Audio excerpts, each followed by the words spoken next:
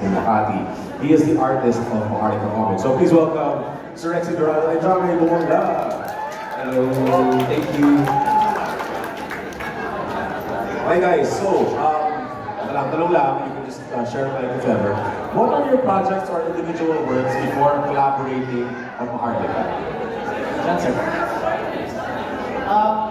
For Maharlika, in between work and advertising, I was making short comics, like pages, 4 pages. One was about, the 2-page comics was about advertising obscure digital products. Like, it's basically like Black Mirror. Oh.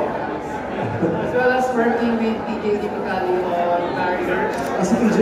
Yes. TJ, dati namin po, straight Angie from Lacases. So, way back in the Stratworks era. Yeah. So, basically back in college kasi one of my theses was I adopted TJ's short stories kay Narcissus. Okay. Which became my thesis, which actually launched, I remember way back 2016 when it launched it. It was part of the book Summit Media, the 21. It was part of the anthology, for next project for final assessment. This is with Summit, so si Leo, di ba? Yes. Si Leo. So those were mostly short comics of the lecture. Okay. That's it. Maharlika is my first comic. Nice. So I started writing stories when I was 10 years old, and mostly on things like fiction press, really bad horror short stories because I was 10. Everyone starts bad and then so it's okay. Yeah, and then I knew I wanted to write before I wanted to do anything else, right? So I wanted to write for film when I was in high school. But my career just kind of took me in a different direction. But I always kind of come back to it. So the first thing that I published was I was a lead writer for this business book called Ready or Not, which was like 2016 where we were talking about like AI, blockchain, etc. within the Philippines and what it meant for Philippine business owners. And then Manix Rivera was the artist for it.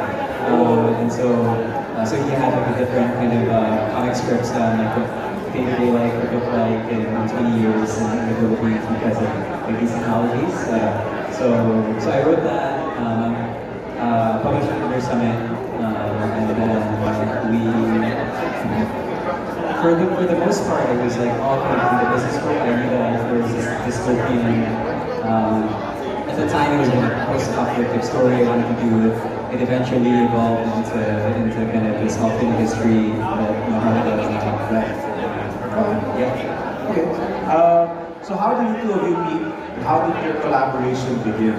Particularly on Maharlika, because basically we're asking for the origin story of how this collaboration between you guys started. So I wrote the script in 2021, or started writing the script in 2021. I had the first volume done. It was initially going to be with a different artist. Quick Darion, he's one of the artists. Well, he used to be a record also. Yeah, he did Mid-Space. I was in Mid-Space. He did actually the first character design for the main character, Mal of Maharlika. Is there any work also did some Power Rangers covers? So and then he's doing I can't remember the name. He's doing a Magic Girl one that was really it's like visually it's really interesting. So started with Boy, but didn't have time to kind of commit to a long-term series. So I was like kind of in crisis mode, like oh man, I need somebody to step in and bring this world to life. And then I saw John Ray's I think the first thing was his kind of Facebook banner, which was a guy in a jet suit or power suit. Astronaut, like an astronaut suit in front of the Alley Rice Services, which is already like very Filipino but also very futuristic. And I saw his mugshots that were one about this device called Eraser HD, so like Eraserhead, like erase your memory of your favorite movie so you can watch it again when you're out of, you've seen everything on Netflix, but you get to experience your favorite movie for the first time.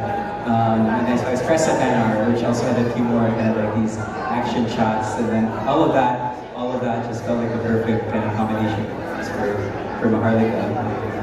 Yeah, and then I reached out and you know, there's more we want to share. We want to just shout out to Comic Con Connect, the Facebook group where it's connecting creatives by work as well as collaborate. So I guess Comic Con was part of that. Good job.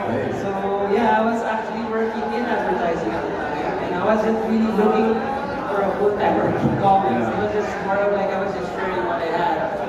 And luckily enough, Rexy found me one like in 2021 probably, and I was like double checking who's this guy. So I checked his profile. Oh, he's the founder of Blue. We worked with Blue Media, so it seems legit. So yeah, I mean, and then yeah, that's how we started working like I wanted to. This is in Herbert Hernandez. Yes, in a Herbert. Namadoma Misamis was in a few years when I was in Xavier. Wow, Xavier Seaman. Yes. So yeah, so it was more like I wanted to make sure how big or how feasible Rex's plan is. It's a big story. So let's work on a prologue first, like a 6-pager, so we can work out if we can collaborate. Became the first prologue of Maharlika, and from then on, we're still building Maharlika up to Gabriel. Fantastic, fantastic. Okay. How did you come up with the story, Rexy? I think for me, so when I was in high school, there was that kind of, I was trying to write it as a screenplay for a TV show, but then like I didn't know like how much it, you know, like how much it took to like make a TV show that was a sci-fi dystopian kind of story. It didn't have the Philippines element at the time yet. So in your head, you wanted a TV show, you didn't necessarily want to give it try in comics first at that time. Not at the time. It was because I grew up with anime and comics. But then when I moved to, I lived in Dumaguete for the first 10 years of my life. I moved to the U.S.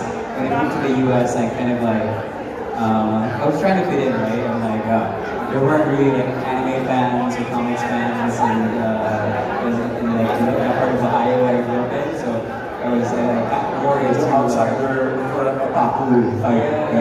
Yeah. Like anime and comics was still like less cool than when I was that. I was just like super insecure when high school, and so I was getting more into TV and film, and wanted to do something there, and I didn't have the confidence to go through with it, so I never finished the full draft or anything, but it was sitting in the back of my mind. And then I made my way back to the Philippines, and I moved back in 2018.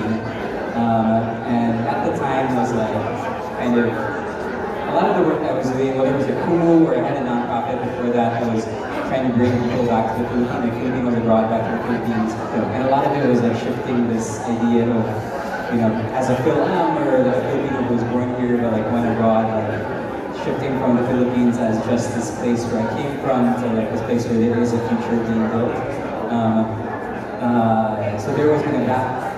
There was that lens that I was coming into it with. At the same time, like, I visited Japan for the first time, and Singapore for the first time, and I've seen these kind of versions of like, you know, just cities that are like, you know, more futuristic than like American cities, right? And kind of the sense that the future was kind of shift towards Asia and the models of that kind of play. And so starting to kind of imagine that within the Philippines. At the same time, kind of, I was sitting with that, like the questions of what would we, like, are Filipinos actually ready to do, like, to wield that kind of like power, and would we do it well, or would it be the same things in terms of corruption and dynasties and all the same problems? Just, you know, just you're doing it for more money and a lot more power, and so the consequences are bigger. So that was the start of it. I wrote the script, first volume in 2021, the full story, the script for the full story in 2022. And just kind of patiently waiting for the art to, the hard part, right? In a way, the art. Okay, John, so what was the inspiration for your character designs? Were there any ideas, any artistic influences that you can draw from? from the script that the story that I was told. I took some familiar things first, like it's a bit of Power Rangers, it's a bit of futuristic. So I wanted Southeast Asian there. Yeah. Just looking at what's not here, this kind of genre. So Yeah. if you look at Tokusatsu, Sentai, they're all very Japanese. Right. So what I wanted, the goal was, when you look at art comic, it's very Filipino, but it's more like, I wanted to explain it. It looks Southeast Asian. Right. So I looked at beyond Philippines as well, are very local or tribal. Search what I looked like. I wanted to expand, so I looked at what does the warriors in Thailand, in Cambodia, in Indonesia, in Malaysia. So I wanted to look like how the Southeast Asian feel of it. So Yeah. that's what inspired the Team Agnes. They look like Power Rangers basically. Yeah. And I did it, but I wanted to add like a band, clothing. I wanted to add like later on you look warriors as well.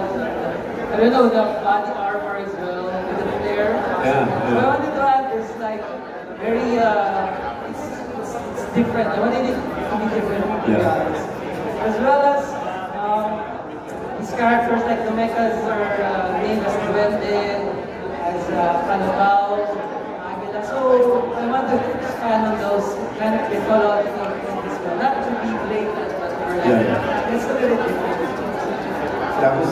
I can imagine that was going to be some kind of challenge because with everything you see in Tokusatsu, whether it's crossed over with Power Rangers, it's very Japanese, the origins. Even if they adapted to American market, the origins are still Japanese. So the designs was super unique for you to stand out. Right. So you look at Southeast Asia, not just the Philippines, you look at Southeast Asia. Okay, so you've got animated videos of Maharlika. Are there any further plans for animating Maharlika? Yes, there are plans. We're figuring out a lot of the specifics of it. But we worked with this animation house called Topeg to do this kind of 1 minute proof of concept trailer. What we're showing here is kind of I would say like 70–80% done version of it. And then we'll have a final version of it probably by end of the year to early next year. Actually, we just had a Kickstarter, and I found out after doing a Kickstarter that if you're new, Kickstarter doesn't allow you to do another Kickstarter until you fulfill the first one, which for us won't be until like February, March. So we're gonna have the final trailer at February, March to kind of do a Kickstarter. So we look forward to so we have some time to kind of refine it. Basically, add a bit more, a few more dynamic shots, a couple of maybe some redos on some action shots that we can take it to Oscar level. But that's, I would say, the 70% to like what the final product might look like. And then from that, we'll start at least to do the kind of development and production next year, the full script, the storyboards, the final character development design.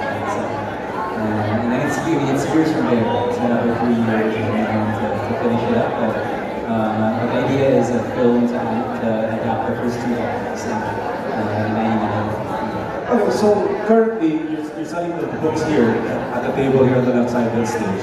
So the thick versions are how many volumes of the individuals and how many of the collected editions? I've got the 2 collected editions. What about the individuals? Each volume is 5 of the single issues. So 1 to 5 is volume 1, and then 6 to 10 is volume 2, and then volume 3, 11 to 15 is Oh. How often do you churn out a new volume? I mean, that must be a challenge for you guys because you're writing the script and John is designing and drawing. So how often are you able to churn out a volume? I'll start. I'll give it to John to go into more detail. But volume 1 was maybe a year and a half, right? So we started in 2022. We published it in September 2023. So almost 2 years for the first volume. Because John was actually still working his full-time job at the time. Volume 2 was about a year after that. And then it took more time actually for me to get everything together in terms of the final packaging to actually publish the book. It just took about a year for them to do that. And Volume 3, I feel like it's April to a little over half a year, but I think actual time to work on it is maybe 6 months or consistent work. So. Do you guys find that it's gotten easier over time, or is it more difficult now? I think it's gotten easier, Okay. but it's still basically hard. So Yeah. at first, volume 1, yeah, like I said, it was about 18 months on the average because I was figuring out the process of making a film. Since this was my first full-length comic, I had to figure out how to make things easier for me, like the 3D backgrounds, how to figure out like how to lay out the space, how to lay out the characters. Because also because I was designing the characters from scratch. Yeah. So now volume 2 was where I finally figured out, okay, this is how I get attack. How can I plan out every issue as well, lay it out. The volume 3 is the interesting part. It's gotten a little bit easier because There's more familiarity. Tsaka even the coordination between you guys was not similar already. yeah, and also like compared to volume 1 where I went the sketching part took me about a lot of days, a lot of hours. Volume 3 right now like keep on sketching lang. Yeah. Doesn't have to be very It's really the practice. Practice really does make perfect as far as this goes. I can be loose now, a little bit more loose what I can do. As well as right now our process is that we lay out the whole volume. Right. I sketch out the letter, the whole volume in one go. We tried it out. It actually worked out better since Whatever works, di ba? so yeah, the process is getting shorter and shorter, but still harder. Still hard. Okay. We can take questions from our audience now for Lexi and John. And if you have any questions for our Maharlika boys here. Any questions? Wala. Siguro, anything that you'd like to add, just for anybody who would be curious about Maharlika or are anticipating Volume 3? So Volume 3, the plan is we finish the pages in December, we'll launch it in January, so we'll announce our launch date for posters then. We're getting the compendiums out soon, soon after that. So Volume 1 to 3 will also be available. Also, around then, there's realizing things happening in the first quarter next year. Around then, we'll also have the final concept trailer. And Volume 3, so where we'll be is halfway through the story. The full script is 6 volumes, so we're going to be at the halfway point. My favorite part is the story just around the corner. Outside of that, we also have the first title under Ray-Ban. You can talk about the other stuff under Ray-Ban. Yeah, so our Ray-Ban's are actually for publishing some other stories. So I have a second story that I'm writing, an artist there, Sampay. One of the, actually, I can say that for everyone, actually, I'm really good. Again, he's one of the best artists in not just the Philippines, but one of the best manga artists, manga style artists out there. So more power, that's more like X-Men meets Great from Black Wire, superpowers, purple comedy, drama, like mixed them up. And the Night Gate by Lucius, who's again another super talented artist. More of a urban fantasy horror in the context of war and refugees. And them finding refugees borders Black Void and mystery. So I think for fans of things like the latter of the hero and qualities, I think good characters that overboard is really going to be the story. Really excited about the story. You and John, you're really just focused on Maharlika, or are you working on other projects as well? Focus on Maharlika. There are like small, very small projects in like short story pages, slides, everything is focused on Maharlika. So yeah, I mean, there's also a story at the back of my head that I'm not confident yet to be on the ground. Maybe after Maharlika. Yeah, you can flesh it out some more, and you know, But overall, the world will wait for that to come to fruition. world can wait. Yeah, But I really like to thank the opportunity that Comic-Con has given us. Yeah. It was also one over for me before. It was one of the guys in the crowd. Yeah. So super thankful to Comic-Con as well as the people here, the fans and friends that we've been meeting along the way, the supporters as well. Super thankful. Liz, and everyone here, we're thankful. But overall, I guess comics really is a medium where we can tell our stories. You're here. So yeah, thank you so much. Okay, so thank you very much, Lexi and John Ray. Thank you very much. Again, you can come and check out Maharlika Comics, their volumes. They have collected editions as well as the first couple of volumes here on the left side of the stage. They'll be here today and tomorrow. So congratulations and thank you very much, Lexi and John Ray. Thank you so much, Jason. And we have some gifts, parting gifts for you guys.